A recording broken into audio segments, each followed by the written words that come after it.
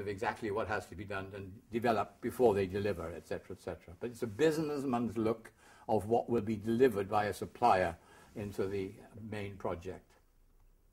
I'll pass over proposal prep and contract negotiations as if they're pretty standard, but in fact they're actually not.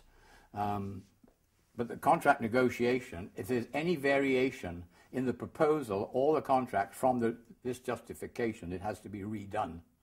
So if the salesman tries to slip in a change of prices or something, which is exactly what they do, by the way, much of the time, you will spot it, and you have to redo. So it should be that what is contracted was what was in this, or if not, officially changed. Okay, well, then it's interesting, we have a contract. Now, our next step is called project definition, because we invented something 20 or 30 years ago called commitment summary, where you actually take a 100-page contract and turn it into a 5 or 10-page summary of all the key commitments. It's a fundamental technique that I personally used 40 years, I suppose, but that's only one. The other one is to analyze the requirements and pull out from the requirements any specific high-level stuff that ought to be highlighted. And not only that, though, you go around and you ask the user management how they will personally judge the project, their personal interest in the project. And we call that the criteria for success. So we add the criteria for success to the commitments, etc., etc. And from all that, we deduce then what the project objectives are. We say, okay, given all that, how do we, on one sheet of paper, show what the project, define the project objectives? And that's all in that step. Because we found out in the early days, if we started planning on what we did here, you would miss that. You'd be planning for the wrong thing. Now we know exactly what we have to plan for, so we can actually plan. Planning is usually a big amount of work, certainly 3 or 4 days in a work storm. And having planned it, of course, we have a kick-off so that everybody who's involved knows here's the design, here, etc., etc., etc. Okay, detailed requirements is probably pretty standard stuff in the software development world anyway. Let's pass on that one. System design and implementation solution. Well, that is, I won't say the final design, but it's a major design job to come up with a system that meets the requirements and a plan, a schedule, a budget that meets the definition. It's got the right time scale, it's got the right amount of spend, etc., etc. Now, in our method, we don't actually describe the actual making of the product.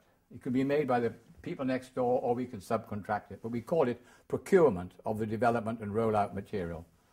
We don't actually need to describe here the whole development model that goes into developing something. We've designed it, and we actually assume that you outsource the thing to either another department in the building or somebody else. So that's very much today's way of doing things. So we hit the nail on the head with that one. But okay, when that is going on, another step, which is totally only in our method, is called end project preparations. Now, I noticed as a project manager, when things were happening, things were rolling. Right in the early days, I would do the system test specs. I would negotiate acceptance, and I would write tests, acceptance tests, system tests. But now, the more I look at it, today's projects with massive rollouts, we're talking of 10,000 offices and things like that, and help desks and all sorts of things, you really need to relook at this end project part. How much training of engineers, training of operators, all that stuff. So you revisit whatever you said in the planning, which was probably pretty thin in regards to the end project. You revisit it and plan it in as much detail as you planned the project up there. You plan from there onwards in total detail. Okay, now, having procured development and rollout material, it has to come in, and we have another step called acceptance of incoming deliveries. Now, this point became very important to us in the Vattenfall thing, where they had ordered stuff from California and Colorado and God knows where. We couldn't even get a copy of the contracts to know what was ordered, and sure enough, because I was in charge of that, I insisted that we test everything when it came in. Nothing worked. Nothing ever did work, because it hadn't been spec'd properly. It didn't fit, nothing fitted anything, because they hadn't done their work properly. But anyway, the point is we learned that there's a very nice way of doing acceptance of incoming deliveries, right? You have a work storm that checks the stuff that's delivered And okay, and then you integrate it with something, with a mini test to make sure it at least does the basics correctly, etc., etc., and then etc. But it's a step we've added. And people say, oh, we do a factory acceptance test. Yeah, hooey fooey to you, matey. We do that, but on top of that, when it comes through the door, we want to check it. And if it's no good, we chuck it out. Okay, so that's another step we invented. Now, we put in 12 system integration because many projects miss that step. Some of them even miss system testing. It's hard to believe, but a lot of projects I found don't even have a system test. But we understand the importance of not only getting to system test, but first of all, integrating according to a properly designed plan and not letting anything go through to system test to get rejected due to some basic silly thing, right?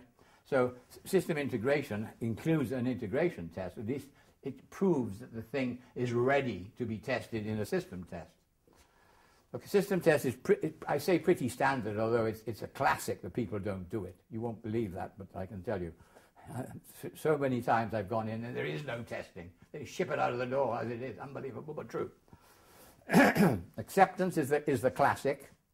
It's even been said that I introduced this into the computer world, but we did it in communications every time we delivered to the post. So I didn't invent it, but I started off with it, and I certainly speak more about it than anybody else. In fact, most methods don't have the word acceptance in there at all.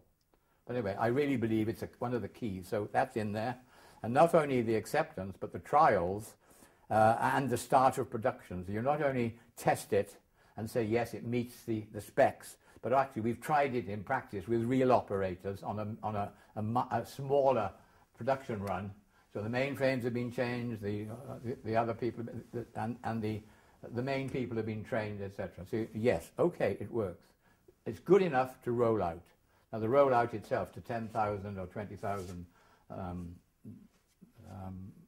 offices, remote offices, requires a lot of work. It requires training, site preparations, and all sorts of things. We have a lot of tricks in there, like pre-testing. I did the one at Amro Bank, and we did the first 55. Everyone was accepted, right? And then the next one I planned, 300, and all of them went in on the due date and were accepted. Then Philips decided that they weren't going to do the preliminary testing that I'd set up anymore. That was, why should we? It's all working. They stopped it, and the 301st failed. But anyway, rollout can be done really well and meet all the dates, or it can be a bit of a shambles. But anyway, and then to a classic, hand over to the customer and close down. Okay, now, that was that, and I say we came up with the books. So at one point, 3 years ago maybe, we had two paperbacks. One that described, well, the whole thing, to be frank. It glanced at some of these things, and then another book just describing the work storms and the docu-guide. And we had some discussions whether they should be one book or two, but the decision was that they should be merged.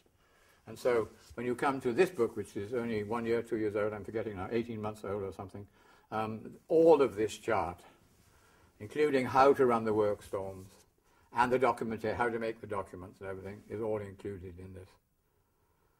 Now, what do we do in the future?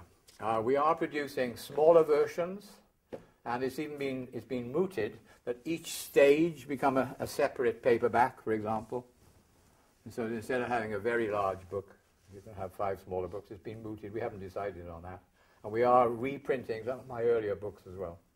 But that, basically, is the project navigation chart. We chose that name because one of our interim names was the project roadmap.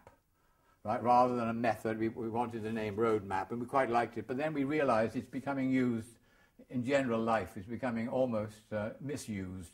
So we invented this name and registered it. So that's really the history of the thing. Thank you very much.